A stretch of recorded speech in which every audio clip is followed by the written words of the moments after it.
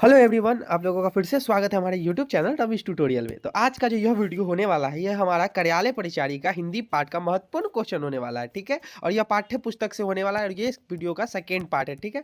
एक वीडियो जो इसका फर्स्ट पार्ट है वो हम पहले ही अपलोड कर चुके हैं। आप लोगों को पता होना चाहिए, हम पहले क्लियर कर देते हैं कि कार्यालय परिचारी में जो है 30 नंबर हिंदी से पूछा जाता है और 30 नंबर मैथ से पूछा जाता है और 40 नंबर जो है वो GK GS को मिला करके पूछा जाता है। और इस 30 नंबर का हिंदी में से जो है वो 15 नंबर से 20 नंबर तक का जो है वो पाठ्य पुस्तक से पूछा जाता है, ठीक है। और हम आपको टोटल 200 क्वेश्चन करवाने वाले हैं इस सीरीज में, जिसमें से आपका एक भी क्वेश्चन नहीं छूटेगा। तो पूरा 15 में से 15 नंबर आने की गारंटी मेरी, ठीक है। तो चलिए हम लोग क्वेश्चन अपना शुरू करते हैं। और ये पहला क्वेश्चन ऐसा है जो आपके डायरेक्ट एग्जाम में 2-3 बार पूछा गया है, ठीक है।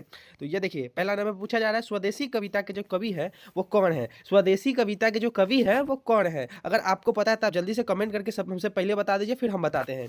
देखिए, इसका जो आंसर हो जाएगा वो कौन हो जाएगा, उसका हो जाएगा प्रेम घन हो जाएगा, ठीक है। कौन था, प्रेम घन। यहाँ पर ये गलत है, यहाँ पे हो जाएगा प्रेम घन जी। क्या थे, घन, प्रेम घन जी हो जाएगा, ठीक है।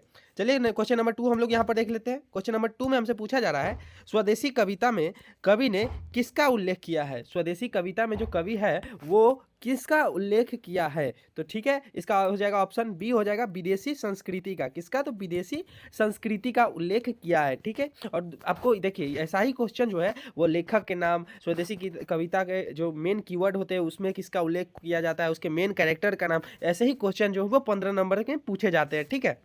तो आप लोग इस वीडियो को पूरा देखिएगा। क्वेश्चन नंबर 3 है हमारे पास, भारत माता कविता के कवि कौन है। भारत माता कविता के जो कवि हैं वो कौन है। तो इसका हो जाएगा सुमित्रा नंदन पंत। कौन, तो सुमित्रा नंदन पंत है, ठीक है।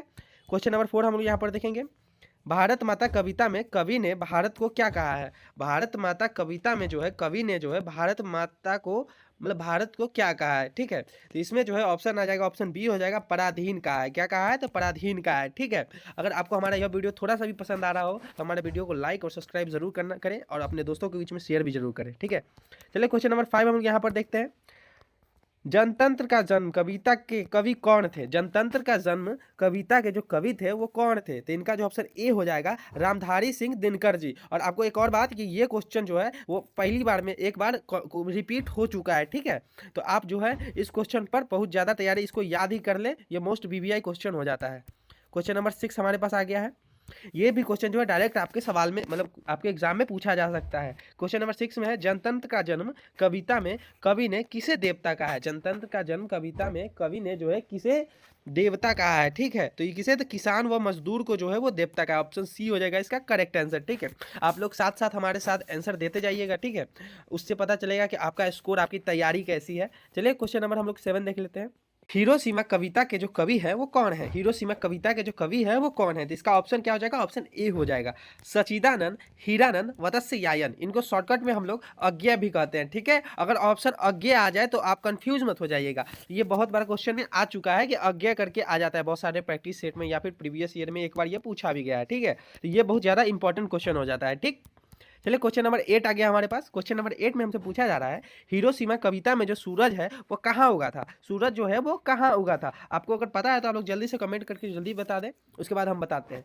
चलिए, तो ये ऑप्शन सी हो जाएगा, क्या, तो नगरों के बीचों बीच। क्या, तो नगरों के बीचों बीच होगा था, ठीक है। क्वेश्चन नंबर 9 हम लोग यहाँ पर देखेंगे, एक वृक्ष की हत्या कविता के कवि कौन है। एक वृक्ष की हत्या कविता के जो कवि है वो कौन है। तो ऑप्शन ए हो जाएगा इनका, कौन, तो कुंवर नारायण जी है। कौन है, तो कुंवर नारायण जी, ठीक है। क्वेश्चन नंबर 10 में हमसे पूछा जा रहा है, एक वृक्ष की हत्या कविता में वृक्ष को किसके रूप में दर्शाया गया है। एक वृक्ष की हत्या कविता में जो है वृक्ष को किसके रूप में दर्शाया गया है। किसके रूप में दर्शाया गया है, अगर आपको पता है तो जल्दी से कमेंट करके बताएं। इसका ऑप्शन सही हो जाएगा ऑप्शन सी, प्रहारी के दृश्य में, मतलब प्रहारी के रूप में दर्शाया गया है, ठीक है।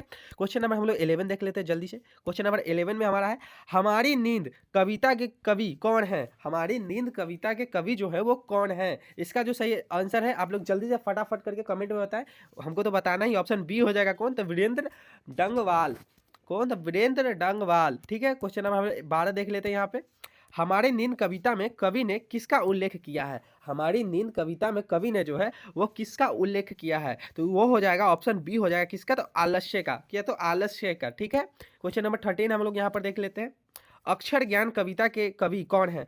अक्षर ज्ञान कविता के जो कवि है वो कौन है। इसका ऑप्शन पहला हो जाएगा, क्या, ऑप्शन ए हो जाएगा अनामिका। अनामिका जी जो है वो अक्षर ज्ञान कविता के कवि हैं। ठीक है, क्वेश्चन नंबर यहाँ पर 14 आ गया हमारे पास। 14 में हमसे पूछा जा रहा है अक्षर ज्ञान कविता में क अक्षर को कवि ने क्या कहा है। क अक्षर को जो है कवि ने इस कविता में क्या कहा है। ठीक है, तो इसका सही आंसर हो जाएगा, क्या हो जाएगा, आप लोग जल्दी से कमेंट में जल्दी से बता दें अपना आंसर। हम तो बताएंगे यह है कबूतर। क्या हो जाएगा, ऑप्शन ए हो जाएगा इसका, क्या, कबूतर।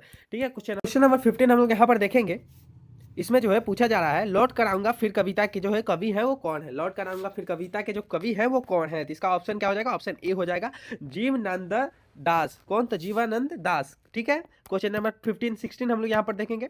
लौट कर आऊंगा फिर कविता में कवि कहाँ लौट कर आने की बात करता है। लौट कर आऊंगा फिर कविता में जो है कवि फिर कहाँ लौट कर आने की बात करता है। तो ये जो कवि थे वो बंगाल ऑप्शन सी हो जाएगा इसका, बंगाल वापस लौट के आने की बात करते हैं। ठीक है, चलिए क्वेश्चन नंबर 17 हम लोग यहाँ पर देखेंगे। मेरे बिना तुम प्रभु कविता के जो कवि है वो कौन है। मेरे बिना तुम प्रभु कविता के जो कवि है वो कौन है, तो इसका ऑप्शन क्या हो जाएगा, ऑप्शन ए हो जाएगा रेन मारिया रिल्के। कौन था, रेन मारिया रिल्के जी है। ठीक है, क्वेश्चन नंबर 18 हम लोग यहाँ पर देखेंगे। मेरे बिना तुम प्रभु कविता में जो है कवि ने किससे संबंधित किया है, मतलब किसे संबोधित किया है, किसे संबोधित किया है। ठीक है, तो इसका जल्दी से आप आंसर बता दें कमेंट में। क्वेश्चन नंबर इसका ऑप्शन हो जाएगा, ऑप्शन सी हो जाएगा किसका, तो ईश्वर को संबोधित किया है। ठीक है, क्वेश्चन नंबर 19 हम लोग यहाँ पर देखेंगे। श्रम विभाजन और जाति प्रथा निबंध किस पर आधारित है। श्रम विभाजन और जाति प्रथा निबंध जो है वो किस पर आधारित है, तो इसका हो जाएगा ऑप्शन बी हो जाएगा एक भाषण पर आधारित है। ठीक है, यह एक भाषण था। ठीक, और आपको यह भी बता दें कि ऐसे ही क्वेश्चंस के हम लोग 2-3 और, मतलब यह सीरीज है जिसमें 2-3 वीडियो और आएंगे। टोटल 200 क्वेश्चंस है और आपको इतना आश्वासन देते हैं कि वो 200 क्वेश्चंस में से ना आपका एग्जाम में एक क्वेश्चन भी 15 नंबर से बाहर नहीं आएगा। ठीक है, अब 15 नंबर जो व्याकरण का है उसका भी अगर आप लोग कमेंट करके बताइएगा तो हम उसका भी प्रैक्टिस करवा देंगे। ठीक है, क्वेश्चन नंबर हमारे पास आ गया 20 हमारे पास आ गया है। ठीक है, विष के दांत कहानी के खोखा जो है उसका दूसरा नाम क्या है। खोखा का जो दूसरा नाम है वो क्या है, इसका ऑप्शन हो जाएगा, क्या हो जाएगा, बी हो जाएगा कांसू। क्या था, कांसू हो जाएगा। ठीक है, क्वेश्चन नंबर 21 में हमारे पास आ चुका है। श्रम विभाजन और जाति प्रथा निबंध के में लेखक ने आदर्श समाज के लिए किन तत्वों को आवश्यक बनाया है।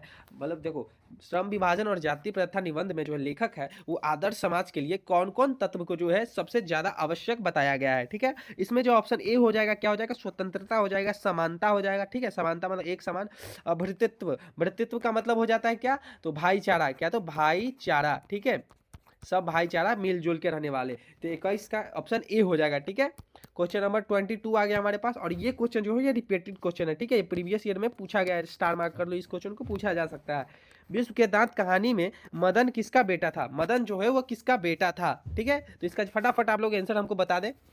इसका जो हो जाएगा ऑप्शन, इसका ऑप्शन सी हो जाएगा, क्या, तो ड्राइवर जी का बेटा था। किसका, तो ड्राइवर का बेटा था। ठीक है, क्वेश्चन नंबर 23 हमारे पास आ गया है।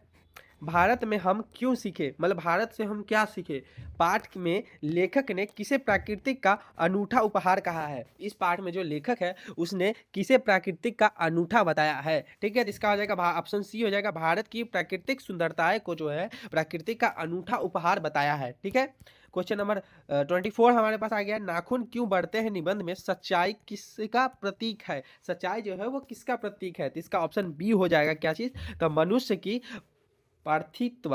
यहाँ पर ही पार्थित्व नहीं होगा, ऑप्शन गलत है यहाँ पे, इसको करते हैं हम पाशविकता है। ठीक है, पाशविकता। ठीक है, पाशविकता है। ठीक है, चलिए नेक्स्ट क्वेश्चन हम लोग 24 के यहाँ 25 देख लेते हैं। 25 में हमसे पूछा जा रहा है नगरीय लिपि निबंध में लेखक ने किस लिपि को सबसे वैज्ञानिक माना है। नगरीय लिपि निबंध में जो है लेखक ने जो है किस लिपि को जो है सबसे वैज्ञानिक माना है, तो ऑप्शन ए हो जाएगा इसका, क्या चीज़ है, देवनागरी लिपि। ठीक है, हमारी हिंदी भाषा का जो है हिंदी भाषा का भी जो लिपि है वो क्या है, तो देवनागरी ही है। ठीक है, तो इसको भी याद रखिएगा, और संस्कृत का भी देवनागरी है, और हमारा जो बंगाली है, उड़िया, मराठी है, इस सब का लिपि क्या है, तो देवनागरी है। ठीक है, क्वेश्चन नंबर 26 हम लोग यहाँ पर देखेंगे। बहादुर कहानी में निर्मला कौन थी। बहादुर कहानी में जो थी वो निर्मला कौन थी। ठीक है, तो इसके जो ऑप्शन ए हो जाएगा, क्या था, लेखक की पत्नी थी। क्या चीज़ थी, तो लेखक की पत्नी। ठीक है, क्वेश्चन नंबर 27 आप लोग अपना कमेंट करते रहिएगा, अपना स्कोर जरूर बताइएगा लास्ट में कि कितना आपका सही हुआ है। क्वेश्चन नंबर 27 में हमसे पूछा जा रहा है परंपरा का मूल्यांकन निबंध के लेखक ने साहित्य की परंपरा का क्या अर्थ बताया है। परंपरा का मूल्यांकन के निबंध के लेखक ने जो है साहित्य की परंपरा का क्या अर्थ बताया है, तो ठीक है, इसका ऑप्शन बी हो जाएगा, क्या, तो प्रगतिशील साहित्य की चयन, प्रगतिशील साहित्य का चयन बताया। ठीक है, क्वेश्चन नंबर 28 में हमसे पूछा जा रहा है जिन जिन में निखार है पाठ में बिरजू महाराज ने अपनी दादी से किस बात पर माफी मांगी? ठीक है, बिरजू महाराज ने जो है अपनी दादी से किस बात पर माफी मांगी? ठीक है, ऑप्शन बी हो जाएगा, क्या हो जाएगा? ऑप्शन बी, नाचने पर उन्होंने नाच दिया था गलती से, उस पर माफी मांगे थे। ठीक है, क्वेश्चन नंबर 9 है हमारे पास, 29 में हमसे पूछा जा रहा है, आदिवासी पाठ में लेखक ने किस किस मठ का वर्णन किया? आदिवासी पाठ में जो है लेखक ने किस मठ का वर्णन किया है? जल्दी से आप लोग कमेंट में जल्दी से बताएं, कमेंट में। ठीक है, तब तक हम ऑप्शन देख के आपको बताते हैं कौन से मठ का वर्णन किया है। ठीक है, तो इसमें जो है ऑप्शन हो जाएगा, ऑप्शन ए हो जाएगा ला शब्द। ठीक है, ला शत्रुज, एक मिनट, यहाँ पे शब्द नहीं होगा, शत्रुज हो जाएगा। ठीक है, शत्रुज। ठीक है, ला शत्रुज मठ का जो है वो वर्णन किया है। ठीक, नेक्स्ट क्वेश्चन, क्वेश्चन नंबर 30 है हमारे पास। यहाँ ये क्वेश्चन जो है हमारी इस वीडियो का लास्ट क्वेश्चन रहने वाला है। ठीक, तो मछली कहानी में संजू कौन था? मछली कहानी में जो संजू था वो कौन था? वो घर का क्या था? तो नौकर था। घर का क्या था? नौकर था। ठीक है, चलिए, तो हमारा यह वीडियो यहीं पर समाप्त होता है। आशा है कि यह वीडियो आपको अच्छा लगा होगा। आप लोग इसका फर्स्ट पार्ट भी जरूर से जरूर देखें, और इसका टोटल 200 क्वेश्चन है, और 200 क्वेश्चन से बाहर इस एग्जाम में जो है 15 नंबर आपका फिक्स करवा देगा ये 200 क्वेश्चन। और आप टेंशन मत लीजिए, ये 200 क्वेश्चन हम बहुत चुन चुन के लाए हैं। ठीक है, मोस्ट रिपीटेड और मोस्ट इंपॉर्टेंट, पूरा हिंदी का किताब पढ़ने के बाद हम ये क्वेश्चन लेके आए हैं। ठीक है, तो आप लोग इसका टेंशन मत लीजिएगा, और हमारे इस सीरीज को प्रेम दें, और लाइक एंड सब्सक्राइब करना ना भूलें, और अपने दोस्तों के बीच भी शेयर जरूर कर दें। चलिए, तो धन्यवाद, मिलते हैं आपसे अगले वीडियो में, तब तक के लिए जय हिंद, और हाँ, हैप्पी सरस्वती पूजा। धन्यवाद।